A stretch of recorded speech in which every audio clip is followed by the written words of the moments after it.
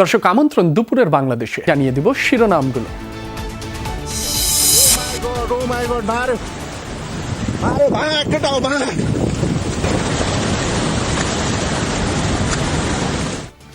নেপালে আকস্মিক বন্যায় পর্যটক সহ নিখোঁজ প্রায় ১,৫০০। এখন পর্যন্ত ১৬৫ জনের মরদেহ উদ্ধার।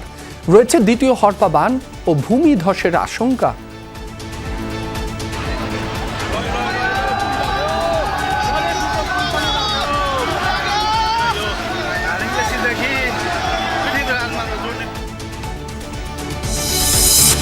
গুরুত্ব হারাচ্ছে রোহিঙ্গা সংকট, অভিমত উন্নয়ন সহযোগীদের।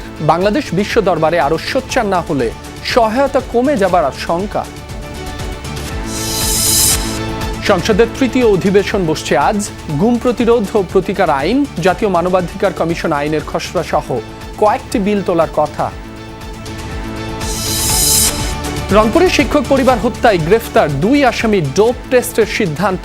সংগ্রহ করা হবে ডিএনএ স্যাম্পল। জমি বিক্রি নিয়ে কোনো দ্বন্দ্ব ছিল কি না খতিয়ে দেখছে পুলিশ। জাতীয় কবির 50তম মৃত্যুবার্ষিকীতে নানা শ্রেণী পেশার মানুষের শ্রদ্ধা। অন্যায়ের বিরুদ্ধে আজও এক অনুপ্রেরণার নাম কাজী নজরুল। আমাদের মনে যখন কষ্ট লাগে তখন আছে, বিদ্রোহে আছে, ভালোবাসায় আছে। ওনার যে অসাম্প্রদায়িক ভাবনা, আমার মনে হয় এইটা এখন আমাদের পরবর্তী জেনারেশনকে ছড়িয়ে দেওয়া উচিত।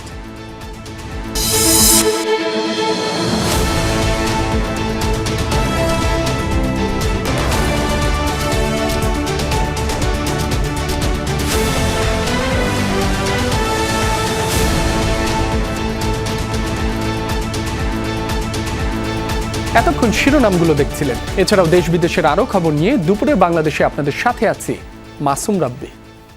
ধীরে ধীরে ফুটে উঠছে তিব্বত নেপাল সীমান্তে দুর্যোগ পরবর্তী ভয়াবহতা। স্পষ্ট হচ্ছে ধ্বংসযজ্ঞের পরিধি। ভয়াবহতা এতটাই প্রকট ছিল যে তা ধরা পড়ে স্যাটেলাইটেও। হিমবাহ ধসে সৃষ্ট পাহাড়ি ঢলের তাণ্ডবে এখন পর্যন্ত উদ্ধার করা হয়েছে ১৬৫ জনের মরদেহ। নিখোঁজের সংখ্যা প্রায় ১,৫০০। এর মধ্যে ৮০০ জনই দেশি বিদেশি পর্যটক। উদ্ধারে কাজ করছে ২,০০০-এর বেশি সেনা সদস্য। তবে দুর্গম পাহাড়ি অঞ্চল ও লাগাতার বৃষ্টি থাকায় ব্যাহত অভিযান। তবে নদীতে জমে থাকা ধ্বংসস্তূপের কারণে আবারও ঢল সৃষ্টি হওয়ার শঙ্কা রয়েছে। কোনো বাঁধ মানছে না সর্বগ্রাসী ঢল। পথে যা পাচ্ছে তাই তলিয়ে দিয়ে এগোচ্ছে সামনে। এই চিত্র নেপাল তিব্বত সীমান্তের পাহাড়ি জনপদের। বুধবার স্থানীয় সময় সকাল ৯টায় আকস্মিক পাহাড়ি ঢলে এভাবেই তাণ্ডব দেখে নেপাল তিব্বত সীমান্তবর্তী কয়েকটি জেলা, যেগুলো গোর্খা, চিতওয়ান, রাসুয়া, ধাদিং ও নোয়াকট। ত্রিশূলী নদীর অববাহিকায় অবস্থিত এসব অঞ্চল হিমবাহ ধসের জেরে আকস্মিক বন্যায় বিপর্যস্ত হয়। দুর্যোগের ভয়াবহতা এতটাই বিস্তৃত ছিল যে ধরা পড়ে স্যাটেলাইট চিত্র। এদিকে পাহাড়ি ঢলে ক্ষতিগ্রস্ত বাড়িঘর থেকে উদ্ধার করা হচ্ছে জীবিত ও মৃতদের। এখন পর্যন্ত মুমূর্ষু অবস্থায় উদ্ধার করা হয়েছে কয়েকশো নাগরিককে। নিখোঁজ নাগরিকদের উদ্ধারে দল পাঠাচ্ছে বিভিন্ন দেশ।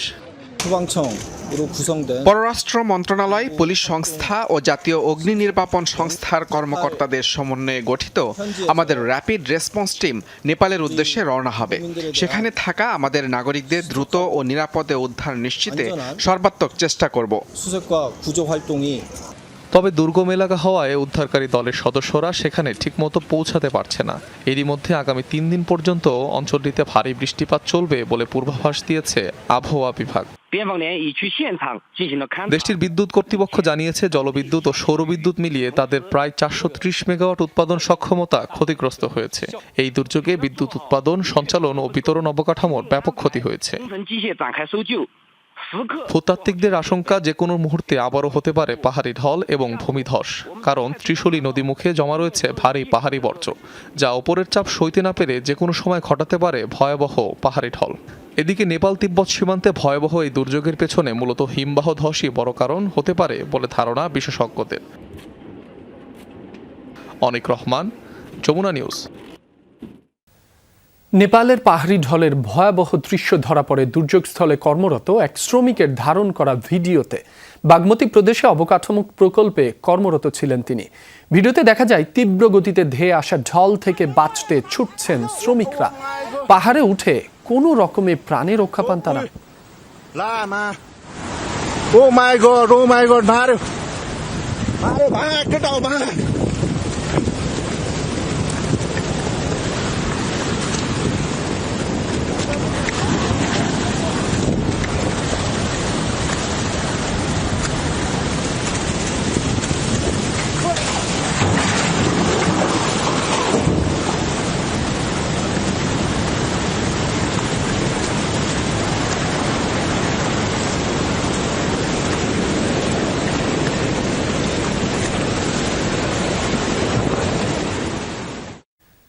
নেপালে ভয়াবহ প্রাকৃতিক দুর্যোগে নিখোঁজদের তালিকায় ৩০০ জনই ভারতীয়, যাদের অনেকেই পশ্চিমবঙ্গের নাগরিক।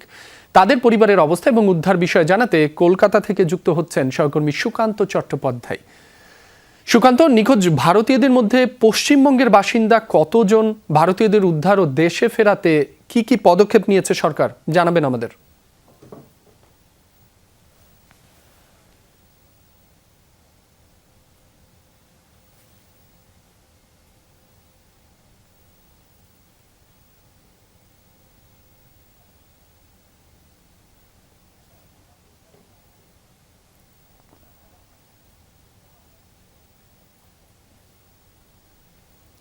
দর্শক, আমরা আবারও সুকান্ত চট্টোপাধ্যায়ের সাথে যুক্ত হবার চেষ্টা করব পরবর্তীতে।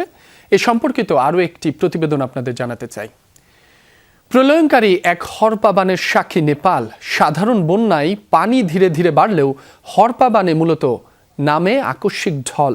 ফলে পূর্ব সতর্কতা না থাকায় অনেক সময়ই নিরাপদ স্থানে যাওয়ার সুযোগটুকুও পায় না হতভাগ্যরা। আর তাই এই দুর্যোগ সাধারণ বন্যার চেয়ে কয়েক গুণ বিধ্বংসী আর প্রাণঘাতী হতে পারে। অতিবৃষ্টি, হিমবাহ গলে অথবা অন্য কোনো কারণে ৬ ঘন্টারও কম সময়ে বন্যা পরিস্থিতি তৈরি হলে সেটিকে ফ্ল্যাশ ফ্লাড বা হরপাবান বলা হয়। মুহূর্তেই বিলীন বিস্তীর্ণ জনপদ।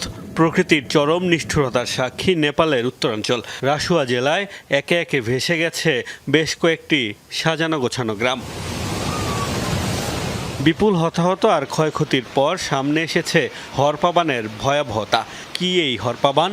আবহাওয়া বিজ্ঞান অনুযায়ী মেঘ ভাঙা বৃষ্টি, আকস্মিক পাহাড়ি ঢল, হিমবাহ গলে যাওয়া সহ নানা কারণে যদি ৬ ঘন্টার কম সময়ে বন্যা পরিস্থিতি তৈরি হয় তবে তাকে সাধারণত হরপাবান বা ফ্ল্যাশ ফ্লাড বলা হয়। হরপাবানে কখনো কখনো কয়েক মিনিটেই ভয়াবহ বন্যা সৃষ্টি হতে পারে। সাধারণ বন্যায় পানি বাড়ে ধীরে ধীরে, তাই আগাম সতর্কবার্তার কারণে প্রাণহানি বা ক্ষয়ক্ষতি কমানো সম্ভব। কিন্তু হরপাবানে মুহূর্তেই ভাসিয়ে নিতে পারে বিস্তীর্ণ এলাকা। ঘর থেকে বের হওয়ারও সুযোগ মেলে না অনেক সময়। আর তাই সাধারণ বন্যার চেয়ে ফ্ল্যাশ ফ্লাড অনেক সময় হতে পারে কয়েক গুণ বেশি বিধ্বংসী, যার সবশেষ উদাহরণ নেপাল। কিভাবে নেপালে এই পরিস্থিতি তৈরি হলো? প্রাথমিকভাবে দেশটির সরকার দাবি করেছিল ভূমিকম্পের জেরে একাধিক তুষার ও ভূমিধসের ঘটনা ঘটেছে। ফলে বন্ধ হয়ে যায় ভোটেকোশি নদীর প্রবাহ। জমে যাওয়া পানির চাপে হঠাৎ সেই বাধা দূর হয়ে গেলে সৃষ্টি হয় হরপাবানের। হরপাবানের আগে ভূমিধস হয়েছে জানালেও যুক্তরাষ্ট্রের ভূতাত্ত্বিক জরিপ সংস্থা USGS দাবি করেছে এর কারণ ভূমিকম্প নয়। প্রাথমিকভাবে 4.4 মাত্রার কম্পন রেকর্ড করা হলেও অধিকতর বিশ্লেষণে দেখা গেছে সেখানে ভূমিকম্প হয়নি, বরং শক্তিশালী ভূমিধসের কারণেই সৃষ্টি হয়েছিল এই কম্পন। প্রাথমিক হিসাব অনুযায়ী আকস্মিক এই বন্যায় 19টির বেশি সেতু এবং 40 কিলোমিটারের বেশি সড়ক ক্ষতিগ্রস্ত হয়েছে। মোস্তফা মাহমুদ, যমুনা নিউজ। নেপালের ভয়াবহ দুর্যোগ এবং জলবায়ু পরিবর্তনের প্রভাব ইস্যুতে কথা বলতে দুপুরের বাংলাদেশে যুক্ত হচ্ছেন ঢাকা বিশ্ববিদ্যালয়ের ভূতত্ত্ব বিভাগের প্রফেসর মোহাম্মদ আনোয়ার হোসেন ভূঁইয়া। আনোয়ার হোসেন, আপনাকে স্বাগত। আপনার কাছে প্রথমেই যে বিষয়টি জানতে চাই, আকস্মিক ঢল আসলে কি, কেন এই ঢল তৈরি হয়, বাংলাদেশেও পাহাড়ি অঞ্চলে কি এমন আশঙ্কা রয়েছে কিনা জানাবেন আমাদের। বস্তুত আমরা যেই আকস্মিক বন্যার কথা বলছি সেটা হিমালয় কন্যা নেপালে সংগঠিত হয়েছে। আপনারা জানেন যে হিমালয় একটি ভূতাত্ত্বিকভাবে নবীন এবং অত্যন্ত সংবেদনশীল পার্বত্য অঞ্চল। এখানকার যে ভূপ্রকৃতি এখনো পরিবর্তনশীল, এখনো প্রতি বছরই কিছু কিছু উত্থিত হচ্ছে, অতিশয় ভালনারেবল। এবং হিমালয় পর্বতের উচ্চ শিখরে হিমবাহ সৃষ্টি হয়ে আছে, বরফ জমে আছে। এই হিমবাহ যদি কোনো কারণে, প্রাকৃতিক কারণে বা তাপমাত্রা বৃদ্ধির কারণে ভেঙে পড়ে বা গলে যায় আকস্মিকভাবে, তাহলে এই ধরনের এই আকস্মিক বন্যা এবং তৎপরবর্তী ভূমিধস সংঘটিত হতে পারে। যে যদি বরফ খুব দ্রুত গলে গিয়ে পার্বত্য অঞ্চলে কোনো কোনো জায়গায় হ্রদ সৃষ্টি করে এবং সেই হ্রদ উপচে, এবং হ্রদের যে প্রাকৃতিক যে বাঁধ, সেটা অনেক সময় সেই বিপুল পরিমাণে বরফ গলা পানি এবং পলি সেটা ধরে রাখতে পারে না, সেই জন্যে সেখানে গ্লেসিয়াল লেক আউটবার্স্ট ফ্লাড বা GLOF সংগঠিত হতে পারে।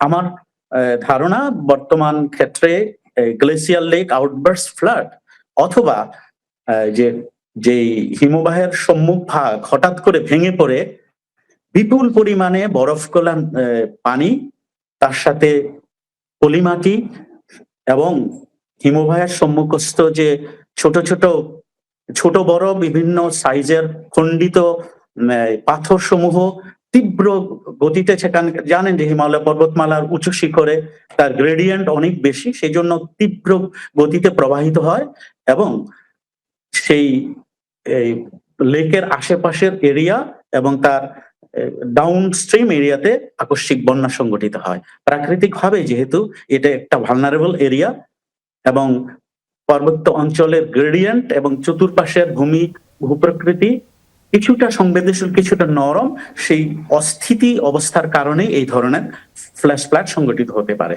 আরো অন্যান্য কারণ থাকতে পারে, যেমন আপনার যেহেতু এটা একটা টেকটনিক্যালি অ্যাক্টিভ জোন, সেই ক্ষেত্রে অন্যান্য আরো বেশ কয়েকটি কারণ থাকতে পারে আপনি জানাচ্ছিলেন। আপনার কাছে আরো একটি বিষয় জানতে চাই আনোয়ার হোসেন, এমন দুর্যোগ প্রতিরোধের কি কোনো উপায় আছে? দ্বিতীয় ধাপে পাহাড়ি ঢল বা ভূমিধসের আশঙ্কাই বা কতটুকু জানাবেন? এটা যেহেতু একটি প্রাকৃতিক ভাবে ভালনারেবল এরিয়া, আমরা স্যাটেলাইট ইমেজ বা তার রিয়েল টাইম পিকচার প্রতিনিয়ত মানুষের সাথে শেয়ার করতে পারি এবং কখন সংগঠিত হবে তার কিছুটা পূর্বাভাস না হলেও রিয়েল টাইম যে ইনফরমেশন গুলো মানুষের মধ্যে যদি আমরা প্রচারণার মধ্যে নিয়ে আসতে পারি, মানুষ সচেতন হতে পারে, তাহলে তার ক্ষয়ক্ষতির থেকে কিছুটা বাঁচার সম্ভাবনা থাকে। কিন্তু এটা এত তীব্র গতি প্রবাহিত হয় এবং অল্প সময় প্রবাহিত হয়, এটা ক্ষয়ক্ষতিকে অনেক সময় রক্ষা করা ডিফিকাল্ট হয়। তো সেক্ষেত্রে আমাদের পূর্ব থেকে আমাদের সাবধানতা এবং ঝুঁকি হ্রাসের ব্যবস্থাপনায় যেতে হবে।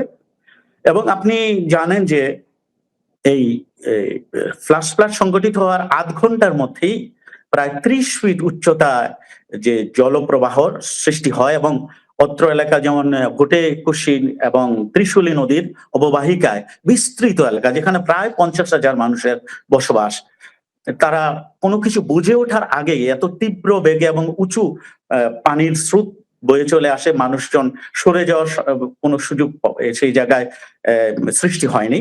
তো যে কারণে প্রায় 162 জন লোক, বিভিন্ন প্রতিবেদন থেকে আমরা জানতে পেরেছি প্রায় 162 জন লোক নিশ্চিত মৃত্যু হয়েছে এবং নেপালি গভর্নমেন্ট বলছেন যে প্রায় 300-র উপরে মানুষ এখনো নিখোঁজ।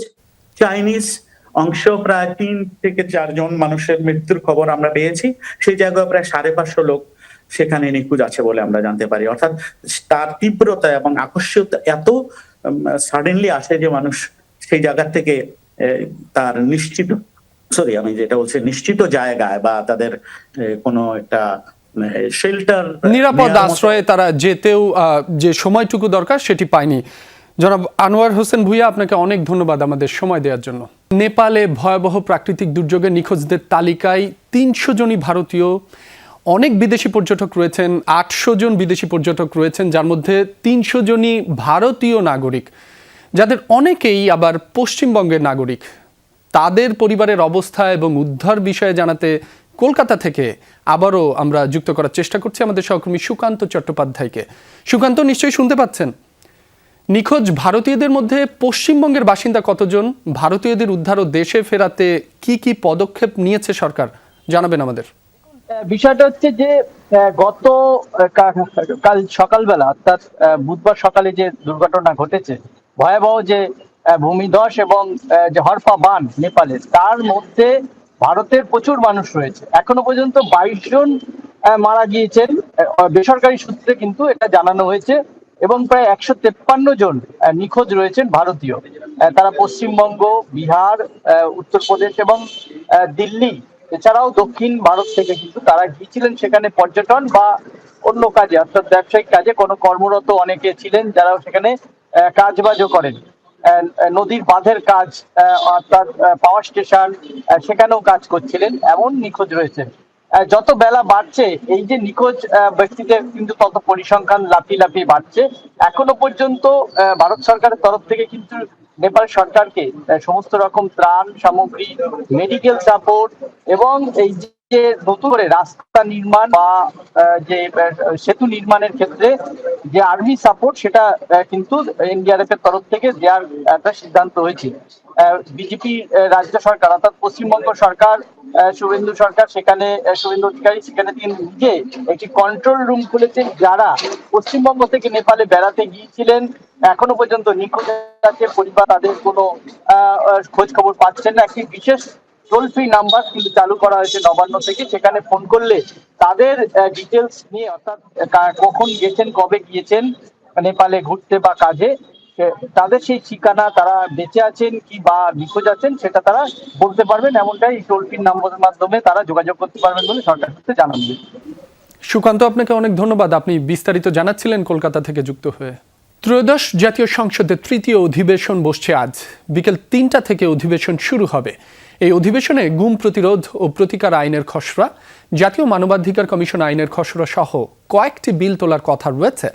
সংসদীয় স্থায়ী কমিটি গঠন হতে পারে আজ। পাশাপাশি চলমান বিদ্যুৎ, গ্যাস, সার সংকটের মতো বিষয় নিয়ে সংসদে আলোচনা হতে পারে। অধিবেশন শুরু হওয়ার আগে সংসদের কার্য উপদেষ্টা কমিটি এই অধিবেশনের কতদিন চলবে তা ঠিক করবে। এদিকে অধিবেশন ঘিরে সংসদ ভবন ও এর আশপাশের এলাকায় কঠোর নিরাপত্তা নিশ্চিত করা হয়েছে। নিরাপত্তা ও শান্তি শৃঙ্খলা বজায় রাখতে সংসদ এলাকা এবং এর চারপাশে সভা সমাবেশ, মিছিল ও সব ধরনের বিক্ষোভ মিছিল সম্পূর্ণ নিষিদ্ধের গণবিজ্ঞপ্তি জারি করেছে ডিএমপি। রাষ্ট্রপতি মির্জা ফখরুল ইসলাম আলমগীরের সঙ্গে প্রধান নির্বাচন কমিশনার এএমএম নাসির উদ্দিনের বৈঠক অনুষ্ঠিত হয়েছে। দুপুরে বঙ্গভবনে প্রায় 1 ঘন্টা চলে বৈঠকে সিএসির সাথে নির্বাচন কমিশনার আব্দুর রহমান এল মাসুদ, বেগম তাহমিদা আহমদ, মোহাম্মদ আনোয়ারুল ইসলাম সরকার এবং আবুল ফজল মোহাম্মদ সানাউল্লাহ উপস্থিত ছিলেন। এ সময় স্থানীয় সরকার নির্বাচন আয়োজনের সার্বিক প্রস্তুতি নিয়ে রাষ্ট্রপতিকে অবহিত করেন নির্বাচন কমিশন। পাশাপাশি নির্বাচন আয়োজনকে কেন্দ্র করে কমিশনের প্রস্তুতি এবং সংশ্লিষ্ট বিভিন্ন বিষয় নিয়েও আলোচনা হয়।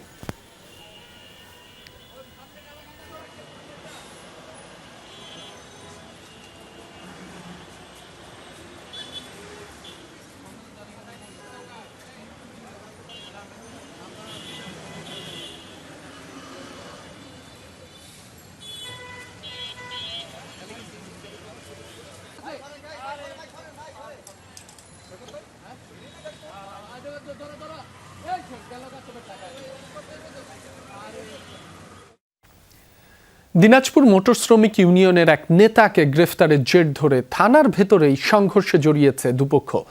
জেলা থেকে ঢাকা সহ দূরপাল্লার রুটে বন্ধ রয়েছে বাস চলাচল। চরম ভোগান্তি পোহাতে হচ্ছে যাত্রীদের। গতরাতে জেলা মোটর শ্রমিক ইউনিয়নের সাবেক যুগ্ম সাধারণ সম্পাদক শেখ বাদশাকে গ্রেফতার করে ডিবি। প্রতিবাদে সকালে কোতোয়ালি থানা ঘেরাও করে তার অনুসারী শ্রমিকরা। থানার সামনের সড়কে বাস ট্রাক রেখে ব্যারিকেড দেওয়া হয়। সকাল 10:30টার দিকে প্রতিপক্ষ গ্রুপ থানায় উপস্থিত হলে উত্তেজনা দেখা দেয়। এক পর্যায়ে সংঘর্ষে জড়ায় দুপক্ষ। পরে পুলিশ লাঠিচার্জ করে পরিস্থিতি নিয়ন্ত্রণে আনে। শ্রমিক নেতা বাদশার অনুসারীরা এখনও থানার সামনে অবস্থান নিয়ে আছে। এছাড়া বাস টার্মিনাল এলাকায় সড়ক অবরোধ করে রাখা হয়েছে। থানায় আসে আমাদের বাসা ব্যাগে আমরা নিয়ে যাব। এর মধ্যে ইতিমধ্যে বিএনপির কিছু কিছু ছেলে পেলে এইভাবে বাধা করে আমাদের শ্রমিককে মারধর করে। আমরা থানায় আসি যে পরিস্থিতিটাকে নিয়ন্ত্রণ করার জন্য, তাদের সাথে আলোচনার জন্য। তারা অতর্কিতভাবে করে হামলা চালায়। আওয়ামী গোষ্ঠীরা তাদেরকে সমর্থন দিয়ে যাচ্ছে। সরকারি দলের সংসদীয় দলের বৈঠক শেষে জাতীয় সংসদে ব্রিফ করছেন চিফ হুইপ নুরুল ইসলাম মনি। সরাসরি যাচ্ছে সেখানে। জিজ্ঞাসা দিয়েছেন যে এই দেশের গণমানুষকে একত্রিত করে ঐক্যবদ্ধ করে আমরা যেন মানুষের মধ্যেই যেন আমাদের ভালোবাসাটা থাকে, মানুষ যেন বিশ্বাস করে তাদের সরকার এই সরকার এসছে এবং তাদের সরকার সকল সমস্যার সমাধানের জন্য চেষ্টা করছে। ধন্যবাদ আপনার। জি, আমাদের সংসদীয় কমিটিতে সব ব্যাপারেই আলোচনা হয়। আমরা যখন আলোচনা করি তখন মাননীয় প্রধানমন্ত্রী বা স্বরাষ্ট্রমন্ত্রী যখন কোনো প্রশ্ন থাকলে সব উত্তর করে। কাজে আমাদের যেসব সমস্যা আসছে, যেসব সমস্যা তার সমাধানের যেসব পথ আছে সেগুলো আমরা চেষ্টা করি, আলোচনা করি। এগুলো সব বিষয়ে আলোচনা হয় পার্লামেন্টে।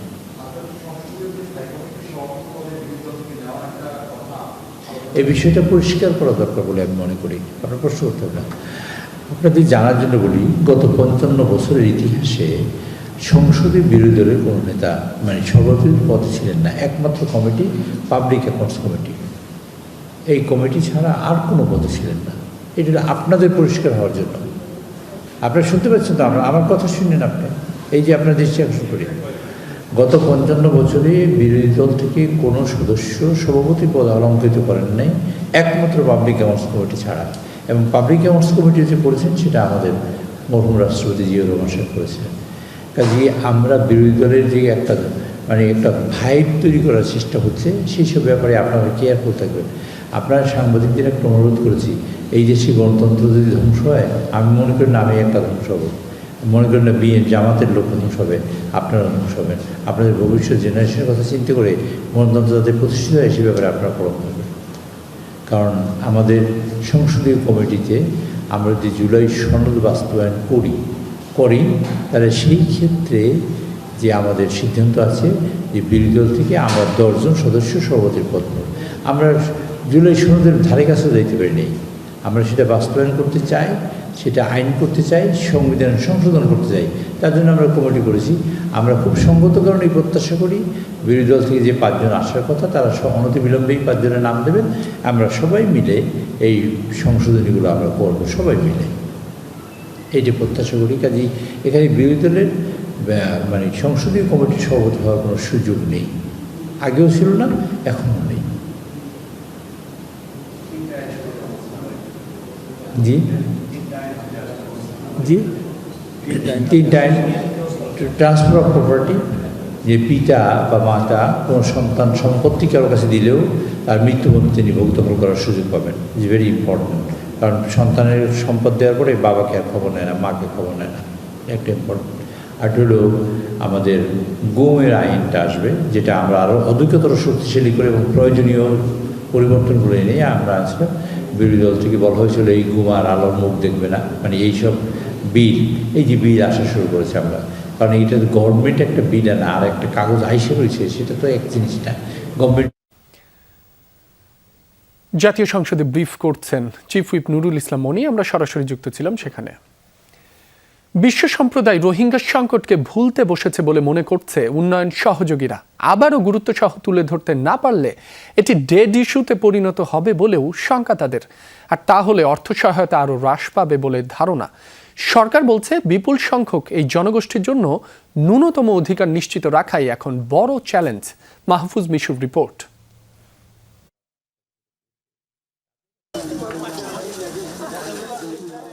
মার্চ 2025 4 দিনের সফরে বাংলাদেশে এসে রোহিঙ্গা ক্যাম্পে গিয়েছিলেন জাতিসংঘ মহাসচিব। লাখ লাখ রোহিঙ্গার সাথে সে সময় সরকার প্রধানকে নিয়ে ইফতারও করেছিলেন তিনি। সাম্যর বছর ঈদের সময় যেন অনার বাড়ির মধ্যে তাই ইউনিটি একত্রন রোহিঙ্গাদের ফেরানো তো দূরের কথা, বরং তাদের ভরণ পোষণের যে বৈশ্বিক উদ্যোগ জয়েন্ট রেসপন্স প্ল্যান জেআরপি, তাতেও কমেছে অর্থ বরাদ্দ। যতটা অর্থের প্রতিশ্রুতি বাস্তবে মিলছে তার অর্ধেকের একটু বেশি। তাই 9 বছর পর এই লাখ লাখ মানুষকে ন্যূনতম বাঁচিয়ে রাখাই এখন বড় চ্যালেঞ্জ বাংলাদেশের সামনে। আমরা যে সার্ভিসগুলো দিয়ে আসছিলাম এতদিন, সেই সার্ভিসগুলোর স্ট্যাটাস কো বজায় রাখাটাই বড় চ্যালেঞ্জ। এখন ফান্ড যেভাবে ডিক্রিজ হচ্ছে, আপনার মিনিমাম সার্ভিস প্রোভাইড করাটা এখন অনেক কঠিন কাজ হয়ে পড়েছে। ফলে একদিকে জনসংখ্যা বাড়ছে, অন্যদিকে টাকা পয়সা কমে যাচ্ছে, এবং এর একটি সম্ভবত একটা বড় ধরনের প্রেশার পড়বে বাংলাদেশের ফিসক্যাল পলিসির উপরে। শুরু থেকেই রোহিঙ্গা সংকট নিয়ে কাজ করছে হিউম্যান কনসার্ন ইন্টারন্যাশনাল। সম্প্রতি ক্যাম্প সফর করে সংস্থাটি বলছে এই ইস্যুতে বৈশ্বিক সহায়তা পাওয়া আগামীতে আরও কঠিন হতে পারে, তাই এটাকে পুনরুজ্জীবিত করতে উদ্যোগ নেয়ার তাগিদ। সারা পৃথিবীর মানুষ আসলে এই ক্রাইসিসটাকে ভুলে গেছে অলমোস্ট। হার্ভার্ডের প্রফেসরকে যখন আমি রোহিঙ্গা ইস্যু নিয়ে কথা বলতে চাইলাম, তখন সে বলল যে Rohingya is a dead issue না। এর অনেকগুলো কারণ আছে। এক হচ্ছে যে আরও অন্য নতুন নতুন ক্রাইসিস তৈরি হচ্ছে, সো অ্যাক্টিভলি কোনো ভয়েস রেইজ করা হচ্ছে না ইন্টারন্যাশনাল ফোরামে রোহিঙ্গা নিয়ে। হ্যাঁ, সেই কারণে মানুষজনের অ্যাটেনশনটা শিফট হয়ে অন্যদিকে যাচ্ছে। biggest challenge right now is lack of awareness. Bangladesh যদি বৈশ্বিক সচেতনতা বাড়াতে না পারে তাহলে এই ইস্যুটি হারিয়ে যাবে, ফলে অর্থ বরাদ্দও কমবে। বিশ্বজুড়ে মানুষ যখন এটি নিয়ে কথা বলবে তখন আলোচনায় আসবে, অর্থ বরাদ্দও বাড়বে, পাশাপাশি মিয়ানমারের ওপর রাজনৈতিক চাপও বাড়বে। Wherever there's international pressure. অনেকের অভিযোগ রোহিঙ্গা সংকটকে যথাযথ গুরুত্ব দিয়ে কূটনৈতিক সুবিধার সর্বোচ্চ সদ্ব্যবহার করতে পারেনি ঢাকা। শঙ্কা এই ইস্যুতে ভবিষ্যতে সবচেয়ে বেশি ভুগতে হবে বাংলাদেশকেই। রোহিঙ্গা সংকট নিয়ে বাংলাদেশের কৌশল কি সেটি এখনও স্পষ্ট নয় বিশ্বের অনেক দাতা সংস্থা, এমনকি বড় দেশগুলোর কাছেও। আর তাই নতুন সরকারের কাছে প্রত্যাশা এই সংকটের গুরুত্ব অনুধাবন করে এটিকে নিয়ে সরকার কি করতে চায়, কিভাবে করতে চায় এবং কবে নাগাদ করতে চায় তার লিখিত একটি নীতি অনিবার্য। আশা করা হচ্ছে নতুন সরকার সেদিকটাই গুরুত্ব দিবেন, আর তা না করতে পারলে তার জন্য যে চড়া মূল্য গুনতে হতে পারে বাংলাদেশকে অদূর ভবিষ্যতে, তাও বলার অপেক্ষা রাখে না। Mahfuz Mishu, Jamuna news, Kutupalong camp, Cox's Bazar. রংপুরে আলোচিত 4 মার্ডারের ঘটনায় গ্রেফতারকৃত সিদ্ধার্থ এবং মুগ্ধ দাসের ডিএনএ স্যাম্পল সংগ্রহ করা হবে। সেই সাথে হবে ডোপ টেস্ট। এজন্য আদালতের কার্যক্রম চলমান রয়েছে বলে জানিয়েছেন মহানগর পুলিশ কমিশনার মোহাম্মদ আব্দুল মাবুদ। সকাল 10টায় মহানগর পুলিশ কমিশনার কার্যালয়ে মামলার অগ্রগতি নিয়ে ব্রিফ করেন তিনি। বলেন, আসামিদের আদালতে দেয়া স্বীকারোক্তিমূলক জবানবন্দি এবং পোস্টমর্টেম রিপোর্ট অনুযায়ী গণপতি চক্রবর্তী ও পরিবারকে শ্বাসরোধ করে হত্যা করা হয়েছে। প্রীতলতা চক্রবর্তী এবং আগামী চক্রবর্তীকে ধর্ষণের কোনো আলামত পাওয়া যায়নি বলে আবারও নিশ্চিত করেন পুলিশ কমিশনার। তিনি জানান, গ্রেফতারকৃত সিদ্ধার্থের পূর্বপুরুষের কাছ থেকে বাড়ির জমি কিনেছিলেন গণপতি। শরিকদের মধ্যে টাকা পয়সার ভাগবাটোয়ারা নিয়ে কোনো ঝামেলা হয়েছিল কি না তাও খতিয়ে দেখছে পুলিশ। চাওয়া হয়েছে ব্যাংক স্টেটমেন্ট, সেটি পেলে বোঝা যাবে নগদ টাকা উত্তোলন করা হয়েছিল কিনা। বৃহস্পতিবার ভোররাতে মাচুয়াপাড়ায় নিজ বাড়িতে খুন হন জেলা স্কুলের অবসরপ্রাপ্ত শিক্ষক গণপতি চক্রবর্তী, তার স্ত্রী প্রীতিলতা চক্রবর্তী, মেয়ে কারমাইকেল কলেজ থেকে ইংরেজিতে মাস্টার্স পাশ করা আগামী চক্রবর্তী ও ছেলে জেলা স্কুলের 5ম শ্রেণীর ছাত্র প্রিয়ম চক্রবর্তী। আমাদের যে দুজন অভিযুক্ত এরেস্ট আছে, সিদ্ধার্থ দাস, মুগ্ধ দাস, তাদের ডোপ টেস্টের প্রক্রিয়া, ডিএনএ স্যাম্পলের প্রক্রিয়া, এগুলা আমাদের আন্ডার প্রসেস। এগুলা বিজ্ঞ আদালতের অনুমতি নিয়ে একটু টেকনিক্যাল কাজ যথাযথ কর্তৃপক্ষের মাধ্যমে এগুলো করতে হয়, সেই প্রসেসগুলো আমাদের চলতেছে। এ বিষয়ে আরো জানাতে রংপুর থেকে যুক্ত হচ্ছেন সহকর্মী সরকার মাঝহারুল মান্নান। মাঝহার, ব্রিফিংয়ে পুলিশ কমিশনার তো হত্যাকাণ্ডের বিভিন্ন দিক নিয়ে কথা বলেছেন, এ বিষয়ে বিস্তারিত জানাবেন আমাদের। মাসুম, যে বিষয়টি বলি, আপনি জানেন এটি নির্মম হত্যাকাণ্ড। এই হত্যাকাণ্ডকে ঘিরে এখন সারা দেশ এবং বিশ্ব কিন্তু আলোচিত একটি বিষয়। এবং যে তথ্যটি আমি আপনাকে দিতে চাই, যিনি আজকে যে পুলিশ কমিশনার মহোদয় যে ব্রিফিং করেছেন এবং তদন্ত সূত্রগুলোর সাথে আমার যে কথা হয়েছে, সেটি হচ্ছে যে 22 তারিখ যে শুক্রবার, যে 21 তারিখ যে ভোরবেলা অর্থাৎ 6টায় প্রথম কিলিং এর শিকার হন গণপতি চক্রবর্তী। এবং সেটি আপনি জানেন যে এর আগে যেটি আমরা বলেছিলাম যে রাতে, প্রথম রাতের দিকে সীমান্তের বাসায় সিদ্ধার্থ এবং মুগ্ধ ইয়াবা খেয়েছিলেন। ইয়াবা খাওয়ার পরে আবার রাত 3টার দিকে আবারও তাদের মধ্যে ইয়াবা সেবনের আকাঙ্ক্ষা জাগে। তখন আমি যতটুকু জেনেছি সেটি হচ্ছে যে আরেকজন শান্ত নামে একজন কামাল কাসনা এলাকার একজন ইয়াবা ব্যবসায়ীর কাছ থেকে আবারও তারা 4টি ইয়াবা কেনেন এবং সেগুলো নিয়ে তারা গণপতি চক্রবর্তীর ছাদে যান এবং খাওয়ার যাওয়ার পরেই কিন্তু একেবারে ভোর হয়ে যায় এবং ভোর হয়ে যাওয়ার কারণে সেখানে একটু শব্দ হয়। সেই শব্দের কারণে গণপতি চক্রবর্তী তখন হাঁটার জন্য উপরে আসছিলেন এবং তখন তাকে টের পেয়ে তার যে গামছা ছিল সেই গামছাটি দিয়ে প্রথমে তাকে হত্যা করা হয় এবং এই সময় যে শব্দ হয় সেই শব্দ পেয়ে যে প্রীতিলতা চক্রবর্তী তার স্ত্রী এবং যে আগামী চক্রবর্তী তার কন্যা ছাদে যান। ছাদে যাওয়ার পরে প্রথমে তারা প্রীতিলতা চক্রবর্তীকে হত্যা করেন গলায় গামছা পেঁচিয়ে এবং সিদ্ধার্থ হত্যা করেন, মুগ্ধ হত্যা করেন প্রীতিলতা চক্রবর্তীকে এবং সিদ্ধার্থ হত্যা করেন আগামী চক্রবর্তীকে এবং আগামী চক্রবর্তীকে যখন মারা হচ্ছিল তখন তার সহজে তাকে মারা যাচ্ছিল না। তখন পাশে কবুতরের যে জায়গাটি ছিল সেই কবুতরের জায়গা থেকে একটি রশি ছিল, সেই রশি দিয়ে তাকে মারা হয়। তারপর তারা যখন নিচে যান তখন দেখেন যে সেই বিছানার মধ্যে ঘুম থেকে উঠেছে প্রিয়ম কেবল এবং প্রিয়ম সিদ্ধার্থকে দেখেই একটি কথা বলেছে যে সিদ্ধার্থদা তুমি এখানে কেন? তখন সে ভেবেছে হয়তো সে তাকে চিনে ফেলেছে, তখন তাকে পেডিকোট দিয়ে মারা হয় এবং বালিশ চাপা দিয়ে মারা হয়। এবং এই ঘটনায় পুলিশ যেটি বারবার বলবার চেষ্টা করছে তারা ঘটনাটি একেবারে সাসপেক্ট করে ফেলেছেন এবং সিদ্ধার্থ এবং মুগ্ধই এই ঘটনায় অংশ নিয়েছিলেন। অন্য কেউ অংশ নিয়েছিল কিনা সেটার জন্য আসলে ফরেনসিক প্রতিবেদনের পর সেটি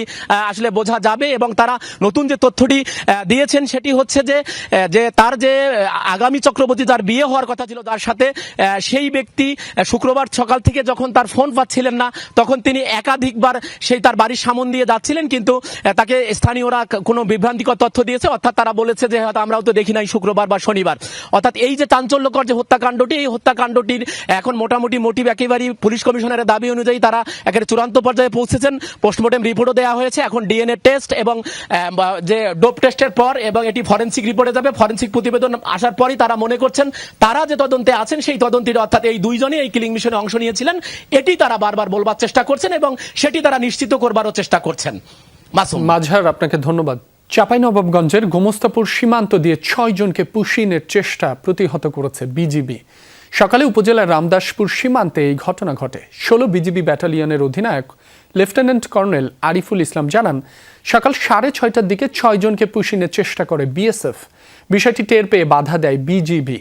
পরে বেলা 11:30টার দিকে সীমান্তের শূন্য রেখায় অবস্থান করা 6 জনকে ভারতের অভ্যন্তরে ফিরিয়ে নেয় দেশটির সীমান্তরক্ষী বাহিনী। পুশিন ঠেকাতে বিভিন্ন সীমান্তে নজরদারি বাড়ানোর কথা জানিয়েছে বিজিবি। তার কবিতা হয়ে ওঠে প্রতিবাদের স্লোগান, গান যোগায় শৃঙ্খল ভাঙার সাহস। কবি হয়ে ওঠেন শোষণের বিরুদ্ধে ঢাল হয়ে দাঁড়ানোর দৃঢ় শিরদাঁড়া। তিনি বিদ্রোহী কবি কাজী নজরুল ইসলাম। কবির 50তম মৃত্যুবার্ষিকীতে নতুন প্রজন্মের কাছে নজরুলের চেতনা পৌঁছে দিতে 31 আগস্ট থেকে দেশের সব শিক্ষা প্রতিষ্ঠানে শুরু হচ্ছে বিভিন্ন প্রতিযোগিতা।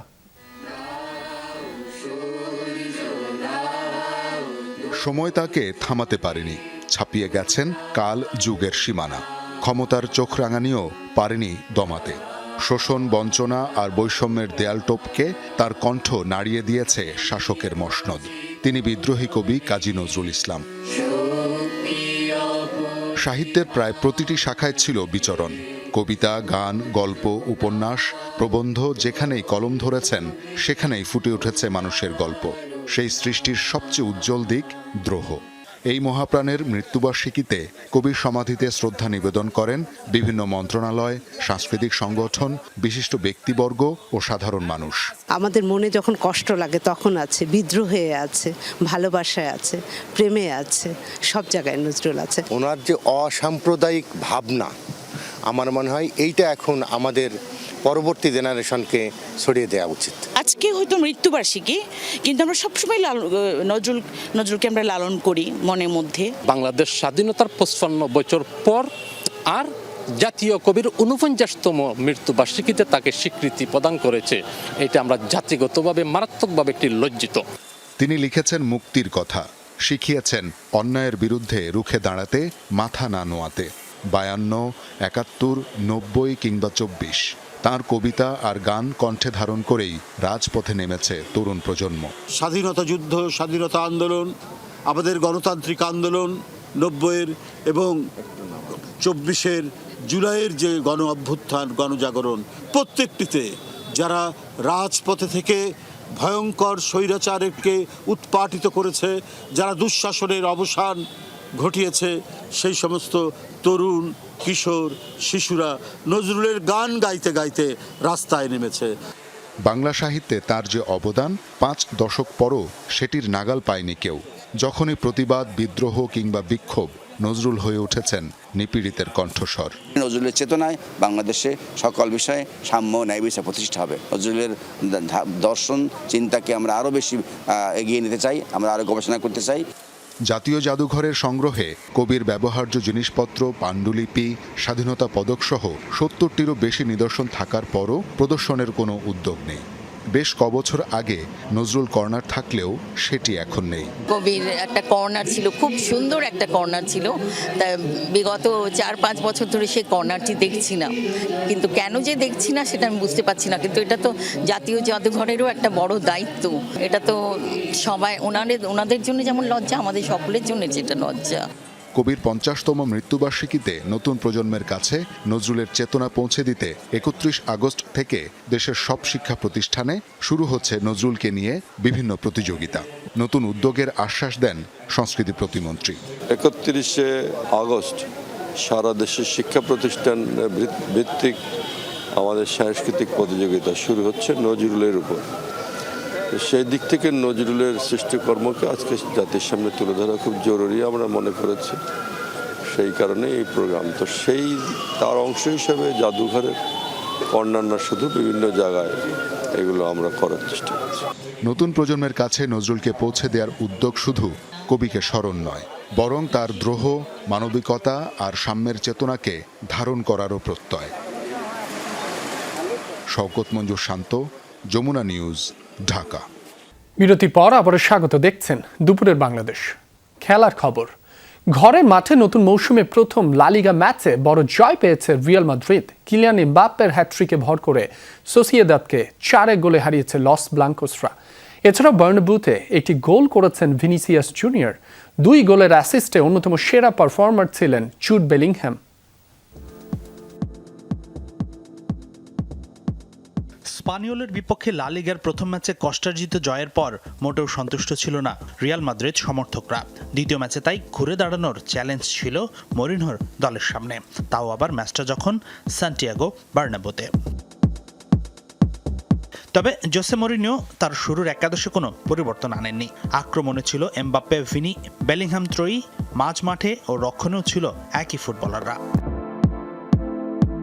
কিন্তু সান্টিয়াগো বার্নাব্যুতে রিয়ালের প্রথমার্ধের পারফরমেন্স ছিল প্রথম ম্যাচের মতোই ম্যাড়ম্যাড়ে। বিশেষ করে শুরুটা ছিল খুবই সাদামাটা। তবে ঠিকই এমবাপ্পের গোলে লিড পায় রিয়াল মাদ্রিদ। ম্যাচের 40 মিনিটে দারুণ বিল্ড আপে গোলের পিছনে বড় অবদান রেখেছেন অধিনায়ক ফ্রেদে ভালভার্দে। তবে রিয়ালের আনন্দ বেশিক্ষণ স্থায়ী হয়নি। 4 মিনিট পরেই ডিফেন্ডারদের ভুলের সুযোগ নিয়ে সোসিয়েদাদ শোধ দেয় 1 গোল। দ্বিতীয়ার্ধের শুরুতে কারেরাসকে তুলে কুকুরিয়াকে নামান হোসে মরিনিও। অজানা কোনো মন্ত্রে যেন বদলে যায় রিয়ালের পারফরম্যান্স। প্রথম হাফের ঢিলে ঢালা দলটি মাঠে নামে প্রচণ্ড ক্ষিপ্রতার সাথে। 60 মিনিটে জুড বেলিংহ্যামের সাথে দুর্দান্ত বোঝাপড়ায় নিজের ও দলের দ্বিতীয় গোল আদায় করে নেন এমবাপ্পে। 68 মিনিটে আবারও এক আক্রমণ তৈরি করেন জুড বেলিংহ্যাম। সোসিয়েদাদের রক্ষণে ঝড় তুলে তার বাড়ানো বলে আলতো ট্যাপিনে দলের তৃতীয় গোল করেন ভিনিসিয়াস জুনিয়র। রিয়ালের হয়ে চতুর্থ গোলটিতেও ছিল ভিনির যোগান। 80 মিনিটে এই ব্রাজিলিয়ানের বুদ্ধিদীপ্ত থ্রু পাস থেকে হ্যাট্রিক পূর্ণ করেন এমবাপ্পে। রিয়ালের জার্সিতে এটি এমবাপ্পের তৃতীয় হ্যাট্রিক। তবে ক্লাব ও আন্তর্জাতিক ফুটবল মিলে এটি এমবাপ্পের 24তম হ্যাট্রিক। সোসিয়েদাদের বিপক্ষে 3 গোলের সুবাদে রিয়ালের হয়ে 100টিরও বেশি গোলে অবদান রাখার মাইলফলক স্পর্শ করেছেন এই ফরাসি সুপারস্টার। তাই তো ম্যাচ শেষে এমবাপ্পে বন্দনায় মুখর ছিলেন কোচ জোসে মরিনহো। রোনালদোর সাথে আমি তার তুলনা করতে চাই না, তবে কিলিয়ান অবিশ্বাস্য, যে ইতিমধ্যে বিশ্বকাপ জিতেছে, বিশ্বকাপের ইতিহাসে সর্বোচ্চ গোলের মালিক। এখন আমি তার মধ্যে রিয়াল মাদ্রিদের হয়ে ইতিহাস গড়ার এক বিশাল ক্ষুধা দেখতে পাচ্ছি। হাসিনুর রহমান, যমুনা স্পোর্টস। রাতে অনুষ্ঠিত হবে উয়েফা চ্যাম্পিয়ন্স লিগের ড্র। ফ্রান্সের মোনাকোতে বাংলাদেশ সময় রাত 10টায় শুরু হবে এই অনুষ্ঠান। মোনাকোর গ্রিমালদি ফোরামে হবে ড্র। গত 2 আসরের মতো এবারও প্রথম পর্বে আলাদা কোনো গ্রুপ থাকছে না। লিগ পর্বে প্রতিটি দল 8টি দলের বিপক্ষে খেলবে। কোন দলের প্রতিপক্ষ কে হবে সেটাই চূড়ান্ত করা হবে ড্রয়ের মাধ্যমে।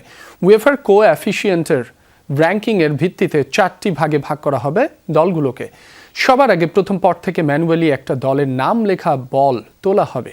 এরপর বিশেষায়িত সফটওয়্যার মুহূর্তেই জানিয়ে দেবে কোন 8টি দলের বিপক্ষে খেলবে ওই ক্লাব। ইউসিএল এর এবারের আসরেও লিগ পর্বে অংশ নেবে 36 দল। দুপুরের বাংলাদেশের প্রথম ঘন্টা থেকে বিদায় নিচ্ছি। পরের ঘন্টার খবর নিয়ে ফিরবেন সহকর্মী নুসরাত বৃষ্টি। সঙ্গেই থাকুন।